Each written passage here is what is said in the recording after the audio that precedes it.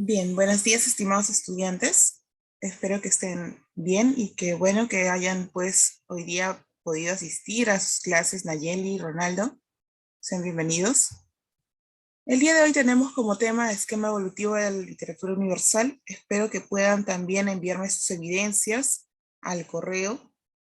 Ya saben que es importante que también tengan pues las tareas siempre, digamos que enviadas, ¿no? Constantemente para que ustedes puedan también eh, tener una calificación respecto a sus asistencias. También muy bien, buenos días Nayeli.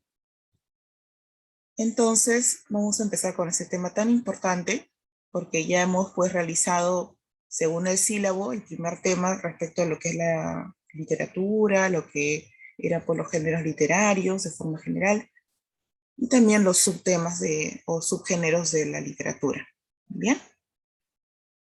Entonces, no se olviden por favor de enviarme al correo ya la tarea que vamos a dejar el día de hoy. Bien, vamos entonces. De acuerdo al sílabo que tienen ustedes en su libro, estamos en el tema 2. ¿Ya? Esquema evolutivo de la literatura universal. Vamos a tocar también la literatura clásica oriental. Bien, en cuanto al tema 2, vamos a tener pues en su libro una especie de tablita, ¿no? Una tablita donde nos va a mostrar, nos va a esquematizar prácticamente esta línea gradual evolutiva de todos los movimientos literarios acontecidos a lo largo del tiempo. Vamos a comenzar con el clasicismo oriental. Recordemos que esto se desarrolla pues prácticamente en el siglo XIII antes de Cristo y durante el siglo V después de Cristo. ¿Cuáles son las características de este movimiento clásico oriental? Primero que es moralista y didáctico, porque siempre va a haber pues esto de los valores, las enseñanzas, cómo es que nosotros vamos a tener que comportarnos. Entonces todo ello va a estar enmarcado en este movimiento clásico oriental. También va a tener un estilo exuberante, simbólico, místico, donde pues nosotros vamos a poder ver cómo es que ciertas situaciones se van a estar enmarcadas dentro del misticismo, va a haber pues presencia de dioses, va a haber pues presencia de la relación entre dioses y el hombre, ¿no? O Dios y hombre, dependiendo de la cultura a la cual nos vamos a enfocar. También va a haber un despliegue de fantasía, no solamente se va a tornar pues, digamos que en el contexto real, objetivo, sino también desde el enfoque subjetivo del autor. Cómo es que esta fantasía es parte continua de la realidad, porque vamos a ver, por ejemplo, en la Biblia, hechos pues prácticamente fantasiosos, ¿no? Milagrosos, que no son prácticamente algo real, algo continuo, algo que se pueda ver con normalidad todos los días. Entonces, también vemos esto bueno, en los Vedas, que son estos libros de la cultura hindú, también. Vamos a ver digamos, esa variedad de situaciones.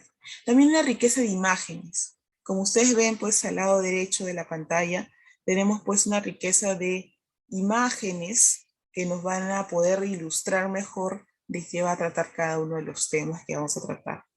Bien, representantes. En cuanto a los representantes, tenemos pues a los hebreos, ¿ya? La cultura hebrea tiene pues un libro más importante que es la Biblia. Existe el libro trascendental donde nos van a poder enseñar cómo es que el hombre debe comportarse, cómo es que el hombre debe tener cierta normativa en su conducta, por eso nos dan los mandamientos también, ¿no? Cómo es que debemos de comportarnos nosotros. En el caso de los hindúes tenemos a Valmiki con el libro Ramayana, a Vyasa con el Mahabharata, y el Panchatantra, que también es otro libro que también vamos a ver a lo largo del texto, los Vedas, que son los libros más importantes de la cultura hindú. También tenemos en China a Confucio y a Lao Tse. Confucio puede ser un famoso filósofo, ¿no? Que también vamos a ver, de la cultura china, que tenía pues ese pensamiento de cómo nosotros debíamos también de tener ciertas conductas a lo largo de nuestra vida, cómo es que podríamos lograr también la felicidad a lo largo de nuestro desplegar conductual. También nos dice que fue reconocido por ser un pensador, ¿no? Digamos que chino, cuya doctrina recibe precisamente su nombre, ¿no? Reside en el confucianismo.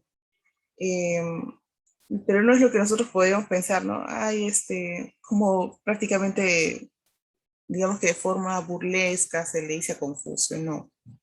Confucio en sí tiene otra ideología en la cual nosotros vamos a tener que tener en cuenta que las enseñanzas que nos va a dar él se van a centrar siempre en los valores humanos, tales como la armonía familiar y social. Por eso les decía, ¿no? La conducta del ser humano, cómo es que tiene que ser, pero desde la parte más fundamental de la familia.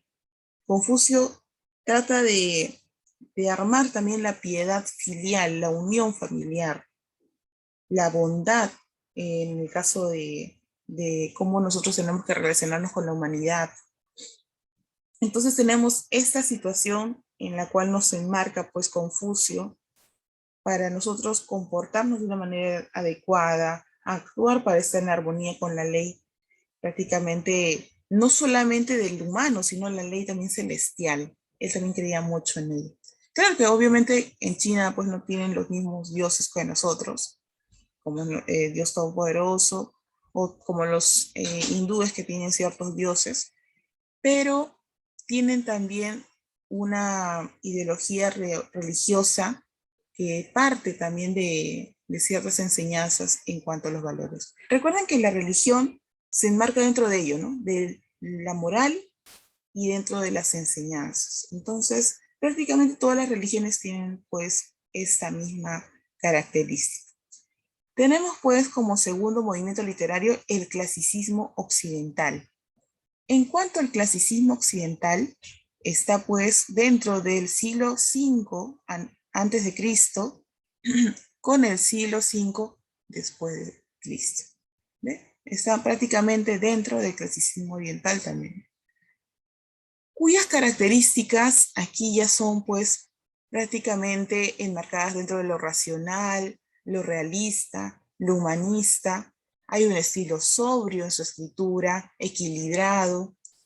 La armonía y perfección en el fondo y la forma también se va a dar en sus escritos. Aquí, por ejemplo, en el clasicismo occidental se van a dar pues estos cantos, ¿no? Donde se exalta pues la figura de ciertos héroes que van a tratar de conquistar ciertos imperios. Tal es el caso de la Ilíada y la Odisea con Homero en Grecia, Esquilo con Prometeo encadenado, Sófocles con Edipo Rey, Esopo con las fábulas. Entonces aquí tenemos pues en Grecia ciertos personajes, ciertos autores que nos van a poder evidenciar este aspecto racional, realista, humanista. Pero en el caso de Homero hay una situación también.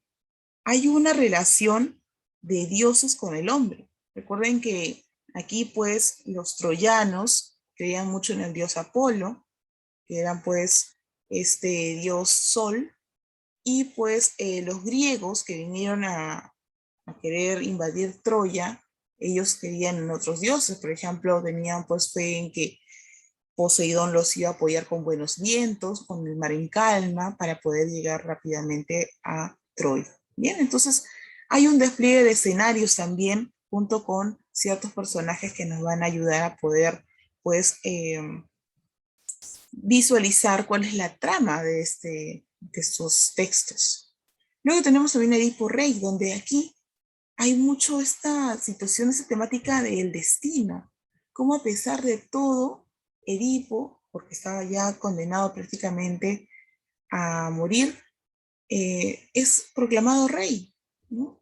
¿Cómo es que Edipo, siendo pues un hijo que supuestamente iba a matar a su padre, por eso es que su padre dijo, mejor lo alejo de mí, ¿no? Lo alejaron, fue adoptado por otra familia, sin embargo, por leyes del destino, él pues no conoció a su padre, sin embargo lo confundió con un ladrón y lo mata. Entonces se cumple la profecía de que Edipo iba a matar a su padre y que luego se iba a casar con su madre. Se casó con Yocasta, quien era su madre, mató a Layo, que era su padre, digamos que por casualidad. ¿Y por qué se casa con su madre? Porque precisamente derrota a ¿cómo se puede decir? A una bestia mitológica, ya, quien pues devoraba hombres, y era la esfinge precisamente. Seguramente ustedes habrán escuchado digamos, este monstruo mitológico, que era pues con cuerpo, bueno, con rostro de mujer, cuerpo de león, alas de águila, ¿no? Entonces era una especie de ser antropomorfo que, digamos, que amenazaba a los hombres que pasaban por ese lado del puente. ¿Y qué es lo que sucedía? Que aquella persona que no reconocía pues parte de su acertijo era pues asesinada por esta bestia.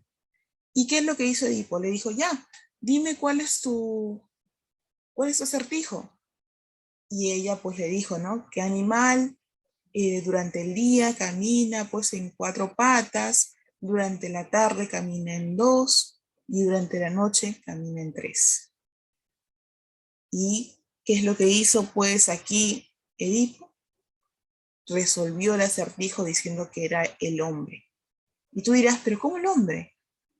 Lo que sucede es que todo es metáfora. Durante la mañana, quiere decir cuando es un bebé; durante la tarde, quiere decir que cuando es un adulto; y durante la noche quiere decir cuando es anciano. ¿Y por qué 4, 3, perdón, 4, 2 y 3 patas? Porque cuando el bebé gatea, ya anda en 4 patitas, bueno, 4 pies, bueno, perdón, en 2 pies y 2 manitos, ¿no? O sea, una postura de, digamos, de 4 patitas para él. En el caso de cuando es en la tarde y es adulto, camina en 2 piernas, normal. Y cuando es anciano, en 3, ¿no? En 3 piernitas, porque dice que es 2 piernas normales y un bastón de apoyo. Y ahí está, resolvió el acertijo. Entonces la esfinge no le quedó más que lanzarse por el puente y toda la gente pues le quedó agradecida y por eso lo nombraron rey. Pero allí no queda la situación. Bueno, tendría que contarles toda la historia, ¿no? Finalmente, pues él descubre que su madre era la esposa que él había tomado cuando ella tuvo sus hijos, y lo que hace pues es sacarse los ojos. Luego se entera de que su madre también se asesina por esto, se cuelga, y entonces se da toda esta situación trágica, ¿no? Recordemos que Edipo Rey pertenece a este género dramático, y lo habíamos visto en la primera parte, en el primer tema. Bien, luego tenemos en Roma a Virgilio con la Eneida, que también es un personaje que va a aparecer próximamente en otra obra, que luego voy a contar. Horacio, Ovidio y Séneca, quienes son pues los personajes, perdón, los representantes, no personajes, representantes, porque tal vez se pueden confundir, los representantes de este clasicismo occidental. Bien, en cuanto al medievalismo, se va a dar pues durante el siglo V después de Cristo y durante el siglo XV, y estamos hablando ya después de Cristo. Bien, en el caso del medievalismo es más teocéntrico. ¿Qué quiere decir? Hay un influjo del catolicismo e islamismo. Teocentrismo viene de 2 palabras, ¿no? Que ponen a Dios, teo, que significa Dios, en el centro de todo. Es prácticamente que lo vinculan con todo lo que implicaría pues la relación del hombre con Dios. Surgen también los cantares de gesta. Si aquí durante el clasicismo occidental teníamos pues la epopeya, el género épico, aquí en el género épico surgen los cantares de gesta, y a partir de los autos sacramentales también los dramas, las comedias y la farsa. Se forman también lenguas romances que luego vamos a tener que también conocer, ¿no? Nosotros, por ejemplo, pertenecemos a una de las lenguas romances, que es el castellano. También hay el italiano, el portugués, el galés, etc. Una infinidad de lenguas romances. ¿Por qué le dicen romances? No porque solamente suene bonito, sino porque proviene del lenguaje romano. ¿Bien? ¿Quiénes son los representantes? En Francia surge la canción de Roldán, en Alemania la canción de los Nibelungos, y en España el Cantar del Niño Cid. El Cantar del Niño Cid lo habíamos visto ya en el cuadro del tema anterior, era pues una obra anónima, puesto que gran parte de estas obras han sido pues solamente recogidas de la lengua hablada. Han sido, digamos, cantos que han sido pues, digamos que expresados por sus autores en distintos lugares, pero no de forma escrita. Ya luego, ya posteriormente, ¿no? Una persona comenzó a recopilarlas y comenzó a escribirlas, pero no era, digamos que una situación que se podía ver a diario, pues, ¿no? Recuerden que cuando una persona canta o recita algo, no es que se nos va a quedar tal cual, ¿no? Hay ciertas variaciones dependiendo de las personas que lo hayan escrito, perdón, lo hayan escuchado. Entonces, imagínense, ¿no? Cuántas personas han tenido que escuchar, y la persona que está recopilando ha tenido pues que escribirlas. Igual pasa con el Cantar del Mío Cid, que no tiene un autor, digamos que concreto, porque digamos que una persona comenzó a recitar y fueron recopilando esta parte de esta canción o este Cantar del Mío Cid, que trata pues también las hazañas de un hombre que se llama Rodrigo Ruiz de Díaz de Vivar, quien servía pues a una corona, en el caso la corona española, y que se encargó durante toda su vida de poder conquistar tierras. Se llamaba pues, es un hombre invencible, ¿no? Siempre podía, digamos que, defender el lugar y atacar también. Pero suceden una serie de peripecias luego con su familia, con doña Jimena, doña Sol, doña Elvira, quien son también sus hijas, y bueno, ciertas peripecias que él luego va a sufrir más adelante, que eso también lo vamos a tocar en el tema 3, ¿ya? Así que no se preocupen, no les quiero adelantar tampoco tanto. Gonzalo de Berceo, eh, que bueno, escribe Marqués de Santillana. También tenemos a Jorge Manrique. Y en Italia, acá, en Italia tenemos a Dante Alighieri, con la Divina Comedia, ¿no? Dante Alighieri, un escritor italiano, quien toma como referencia precisamente a Virgilio, quien era pues su, digamos, su maestro, ¿no? Él lo llamaba así. Él, en la Divina Comedia, llamada así por Giovanni Boccaccio, porque en sí él lo había puesto solamente la comedia, le pusieron divina porque hablaba mucho de los temas religiosos, ¿no? De lo que era el infierno, el purgatorio y el cielo, o el paraíso en este caso. Y lo que sucede es que Dante hace un recorrido por todo el infierno junto a Virgilio. También recorren parte del purgatorio, y ya cuando llegan pues para el paraíso tenía que ir con una persona santa para él, ¿no? Quien era Beatriz, su amada. Ahora, ¿cómo es que llega todo este recorrido? Él pues se siente, digamos que como escritor, en una situación pues oscura en su vida. Él había pasado por una variedad de pecados durante su vida terrenal, tal es el caso de la soberbia, la lujuria y la avaricia, ¿no? Quienes se representan pues en este caso por tres fieras, tal es el caso de la pantera, el león y la loba, ¿no? Entonces, ¿qué es lo que sucede? Este hombre, Dante, quien hace pues una especie de obra autobiográfica, ¿no? Porque la Divina Comedia habla de él como personaje principal. Sucede que se pierde en esta selva oscura y él pues encuentra estas tres fieras que amenazan con comérselo, con devorárselo. Y aparece de inmediato Virgilio y lo defiende. Y él pues queda asombrado por la presencia de su más grande pues autor, ¿no? Es como que usted se encuentre con un artista que tanto desean y lo vean defenderlo, ¿no? Entonces, igual pasa con él.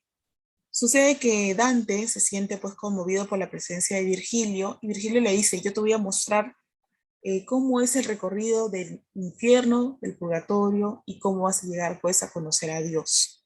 Entonces van, recorren toda una serie de círculos donde se encuentran por ciertos personajes, ciertas situaciones, ciertos pecados por los cuales son pues castigados. Les voy a citar algunos porque tampoco no les quiero contar tanto porque vamos a ver luego este tema también. Uno de los pecados que se castigaban pues también era el homicidio, ¿no? Cuando una persona mata a otra, o el suicidio, cuando uno se mata, digamos que a sí mismo, ¿no? En este caso, el suicidio es un tema bastante delicado porque en la Biblia nos dice que nadie puede quitarse la vida, incluso uno mismo, nadie, no tiene ningún derecho, solamente Dios sabe cuándo te va a llamar digamos, a su reino, ¿no? Entonces, ¿qué es lo que sucedía con los suicidas? Ellos se convertían pues en árboles secos, que al pasar una ráfaga de viento solían romperse, quebrarse algún tipo de ramita y sangraban. O también en el caso de las personas que tenían pues o sufrían de avaricia durante su vida terrenal, que les gustaba pues coleccionar dinero y no compartir con nadie ni hacer ningún tipo de gasto innecesario para ellos, ¿no? Entonces, ¿qué es lo que pasaba? Ellos tenían que recorrer cierto tramo con rocas enormes, dependiendo de cuánto dinero hayan pues ellos tenido en su vida terrenal, se convertían en rocas, las cuales tenían que ellos empujar. Y si es que ellos no podían porque se sentían cansados, pasaba el de atrás y seguía y lo aplastaba, si es posible, y seguía pues llevando esas rocas. O sea, eran los castigos que les sucedían pues a esas personas, ¿no? También las personas iracundas, las personas golosas, por ejemplo, en el caso de los que sufrían de gula, también, ¿no? Habían castigos tales como el can, en este caso Cerbero, pasaba y había una especie de charco enorme donde veías tu cabezas de personas a modo de lechugas, ¿no? Que estaban enterrados, solamente la cabeza no se veía, y pasaba el can y se los devoraba. Y con gran dolor esas personas gritaban y volvían a salir nuevamente las cabezas y volvía a pasar y lo volvía a devorar. Eso era para el pecado de los golosos. Y así, entre otros, nos muestra pues Dante Alighieri una gama de pecados que competen, digamos, al actor del hombre y que cómo estos pecados son castigados aquí en su obra, ¿no? Bien, es una obra muy interesante que espero que en algún momento lo puedan leer. Luego tenemos el Renacimiento, otro movimiento literario también que se suscita en el siglo XV al siglo XVI, cuyas características son pues que es humanista, donde hay un valor más del hombre en sí mismo, hay una rebeldía espiritual en cuanto al culto a la naturaleza. En cuanto al Renacimiento, surge en oposición, digamos, de la parte anterior que hemos visto que es el medievalismo, ¿no? Si en el caso del medievalismo eran más teocráticos, teocéntricos, aquí no. En el Renacimiento tenemos pues una oposición porque el hombre ya se cree un ser divino. ¿Ya? Surge acá pues el divo, ¿no? La persona que se cree pues a lo autosuficiente y que no necesita ningún dios. Eso se refiere. También hay un retorno a las reglas clásicas. Nuevamente en el Renacimiento se toman en cuenta mucho el clasicismo. Las lenguas romances pasan a esta categoría literaria, ¿ya? O sea, se toman en cuenta las lenguas romances, tal es el caso del latín también, que se va a tomar en cuenta en este periodo del Renacimiento. Los representantes tenemos pues en Italia Torcuato Tasso con Jerusalén Libertada, Maquiavelo con El Príncipe, donde nos dice, ¿no? Maquiavelo nos dice, el fin justifica los medios. No hay un respeto por la persona. En El Príncipe también se ve esto, que no existe pues límite para el hombre. Es capaz de hacer cualquier cosa con tal de llegar a su fin. Entonces, prácticamente nos da a entender de que no hay una valoración, digamos, o respeto hacia el otro, solamente hacia uno mismo. ¿Entienden? Ariosto, Francesco Petrarca, Giovanni Boccaccio, con el que les decía que puso pues a la comedia, la Divina Comedia, ¿no? Con la obra El Decamerón. El Decamerón también es una obra hermosísima que espero que también la compartan ustedes en algún momento de su vida libre. El Decamerón trata de 10, digamos, ¿cómo se llama? 10 libros donde se cuentan, pues, en una reunión amical, se reúnen ciertas personas y comienzan a contarse una serie de historias. Y estas digamos, se unen en este gran libro llamado El Decamerón. Muy interesantes también esos cuentos que se narran, esos relatos que narran estas personas, digamos que reunidas, ¿no? Francia, con Rabelais, Miguel de Montaigne también, España con Garcilaso, ¿ya? Garcilaso de la Vega, no el Inca Garcilaso es de, digamos, de otra índole, ¿no? De Perú, pero Garcilaso de la Vega como, digamos, representante español. Tenemos en Inglaterra a William Shakespeare con Otelo, Romeo y Julieta, Hamlet. Tienen una infinidad, pues, de obras. En el caso de Otelo, ya les voy a comentar un poco nada más, porque creo que ya también estuvieron viendo también, digamos que el tema pasado. Trata pues precisamente de los celos, ¿no? Cómo es que él por equivocación mata a su amada, a quien tanto quería, a Desdémona, porque le habían comentado algo inadecuado, ¿no? O sea, algo que no había hecho ella, que supuestamente estaba coqueteando con otro hombre. Y entonces él, por estos celos tan enfermizos que tenía, la mata, pues, ¿no? La mata, la asesina, y luego se da cuenta que cometió un gran error, que no debió de haberle hecho eso. Entonces la trama de William Shakespeare aquí en Otelo es precisamente esa, ¿no? Luego también tenemos a Rey Lear, Macbeth, entre otros, digamos, entre otras obras que ha hecho William Shakespeare. Portugal, con Camens, que es pues las Luciadas, que luego lo vamos a ver también. En el periodo del barroco, durante el siglo XVII, tenemos pues como característica la oposición a las normas clásicas, ¿no? Acá pues se oponen, si bien es cierto, en el Renacimiento se retorna a las reglas clásicas, acá se oponen totalmente. No les importa, digamos que esas reglas o normativas que tienen pues el periodo clásico, que era pues el lenguaje latín, el empleo de palabras, digamos que romances, no les importa eso. Actitud espiritual hacia la libertad en la creación, hay una extrema complejidad también en los términos, hay una tendencia hacia la exageración. Aquí pueden colocar en su libro, nace la hipérbole, ¿ya? La hipérbole, que es esta exageración por ciertas palabras o por ciertas situaciones. Por ejemplo, aquí nace pues la obra Érase un hombre a una nariz pegado, ¿no? Érase un hombre a una nariz pegado, lo hace pues entre Góngora y Quevedo, ¿no?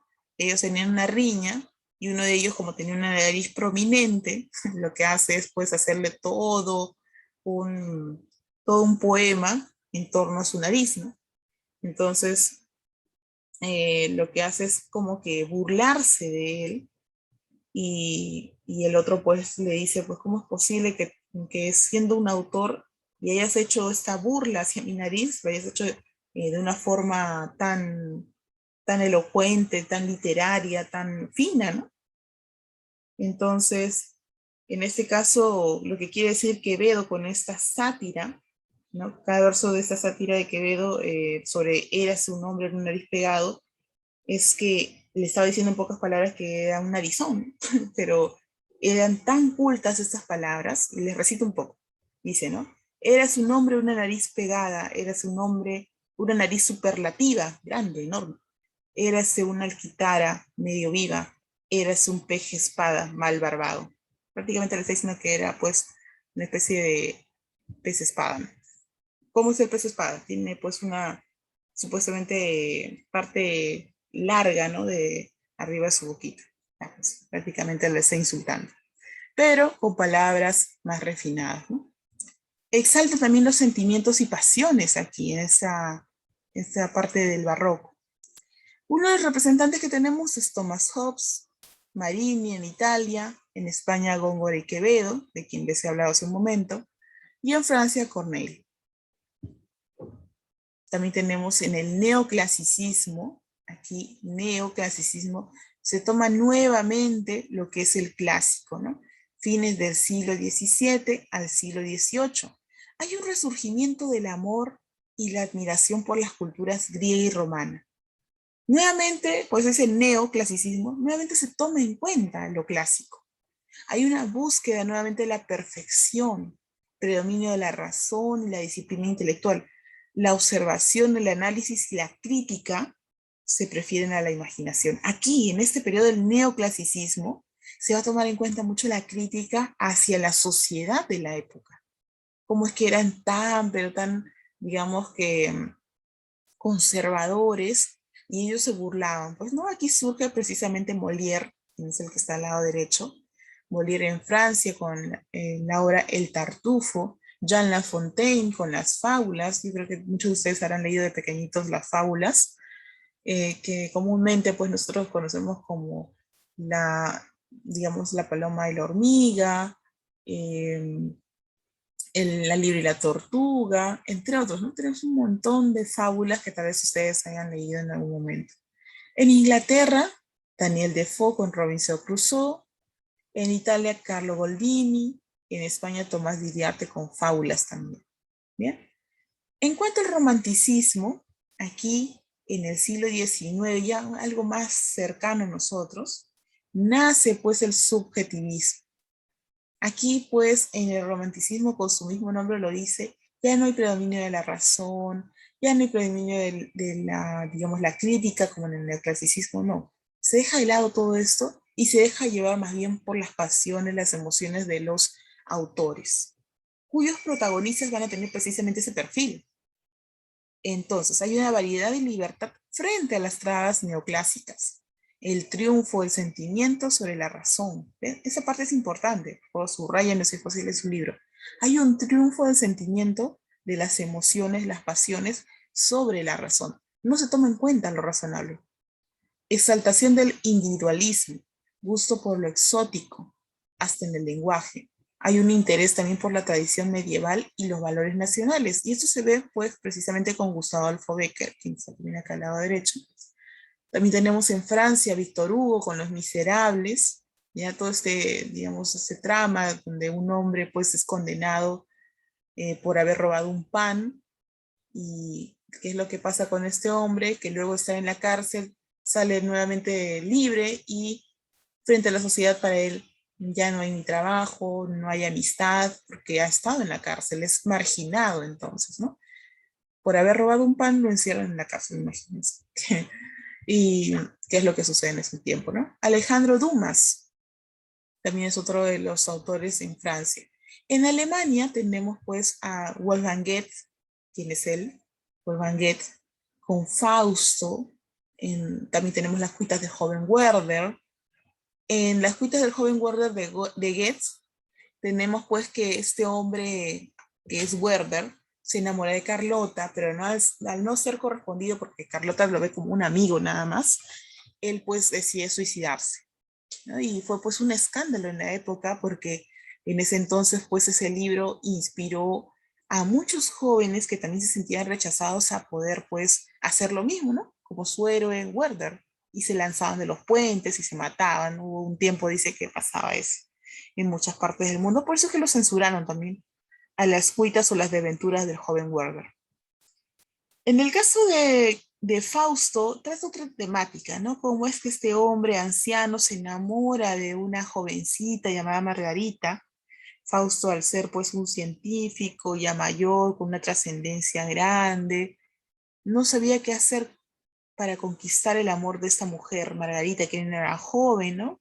Mientras que Fausto tendría bordeando ya los 50, 60 años, Margarita tenía pues recién la flor de su juventud, 16, 17, 18 años. Entonces, era imposible que ella, a pesar de que lo admirara, lo amara, pues, ¿no? Es algo diferente. Entonces, Fausto lo que quiere es volver a ser joven y hace un pacto, ¿bien? Y trata, pues, precisamente esta trama, que también lo vamos a ver. Todo ese cuadro lo vamos a ver a detalle, paso a paso, ya en cada una de las semanas. Yo les estoy dando un adelantito, así un pequeño aguijoncito de algunas de las obras que vamos a ver. En Inglaterra tenemos pues, perdón, aquí, en Alemania también me había olvidado de los hermanos Grimm, con algunos de los cuentos que también incluso nosotros conocemos, ¿no? Blancanieves, La Cenicienta, todos esos cuentos que fueron recopilados por esos hermanos y que digamos que eran historias reales, pero que ellos fueron acomodándolas a cuentos. Muy interesantes, ¿ah? Si ustedes ven, digamos que los verdaderos cuentos de los hermanos Grimm son completamente diferentes a los cuentos que nos da Disney, por si acaso. No tienen la misma, digamos, el mismo final o la misma trama, incluso. Sería interesante que ustedes también vayan, busquen Hermanos Grimm y lean algunas de sus obras que son muy interesantes también. En Inglaterra tenemos a Lord Byron, a William Scott con Ivanhoe. En Estados Unidos tenemos a mi gran pues, autor Edgar Allan Poe con El Cuervo, El Pozo y el Péndulo, El Gato Negro, El Corazón de la Torla, El Retrato Oval, entre otros. Tiene una inmensa cantidad de obras. La caída de la casa Usher, muchísimas. Si te gusta el misterio y quieres, digamos que sumergirte en la lectura, ya y quieres aprender, digamos que a leer de forma hermosa, armoniosa, una buena opción es Edgar Allan Poe, ¿no? Si no te gusta la lectura y quieres leer algo pequeño, lee los cuentos de Edgar Allan Poe. Son muy bonitos, muy interesantes, que digamos que te enmarcan en un mundo misterioso, un mundo lleno de trama, de suspenso. Esa es la parte de Edgar Allan Poe. Bien, España. En España tenemos a Gustavo Adolfo Bécquer, ¿no? Para las personas más románticas, digamos que las personas que son más de los sentimientos así afectivos, tenemos a Gustavo Adolfo Bécquer con Rimas y Leyendas, también, ¿no? Las chicas que quieran leer algo, digamos, suave, pueden empezar con él. En el caso de Colombia tenemos a Jorge Isaacs con María, y en Argentina tenemos a Domingo Faustino Sarmiento. Seguimos. Finalmente tenemos al realismo, ¿no? En cuanto al realismo, se opone al romanticismo. Aquí hay una oposición, ¿por qué? Porque se rechaza, como nos dice, la fantasía y la imaginación.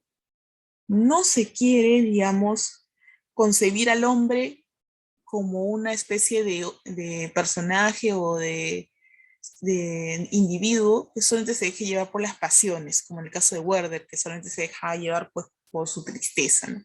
No, aquí lo que se quiere es que el hombre sea realista, sea objetivo, busque los temas que traten lo inmediato, lo cotidiano, lo circunstancial, que sea crítico, que se apoye sobre todo en los datos de la observación y el razonamiento, que cultive preferentemente la novela, que la convierta este relato que es la novela en un testimonio de la sociedad. Esta necesidad, miren, esa sociedad marginada, discriminada, que se vuelva pues parte de, digamos, la problemática social y que el hombre pueda cuestionar esto. En el realismo, en el siglo XIX también, se da pues precisamente esta necesidad de que el hombre sea una persona crítica, realista, que tenga pues la facultad de poder razonar y dar soluciones.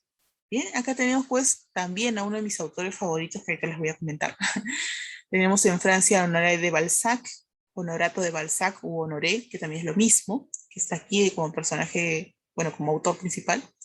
Con la obra Papagoriot tenemos a Gustave Flaubert con Madame Bovary. Madame Bovary también es una hermosa obra que espero también la puedan leer. Bueno, antes de que empiece pues con la lectura de Madame Bovary o una especie de introducción pequeñita, les voy a pedir por favor que si se corta la transmisión vuelvan a ingresar porque tengo que tomarles la lista. Ya tengo que tomarles la lista a ambos. Vuelvan a ingresar por favor, hijos. No se vayan a ir porque tenemos que todavía complementar ese tema, ya no hemos terminado.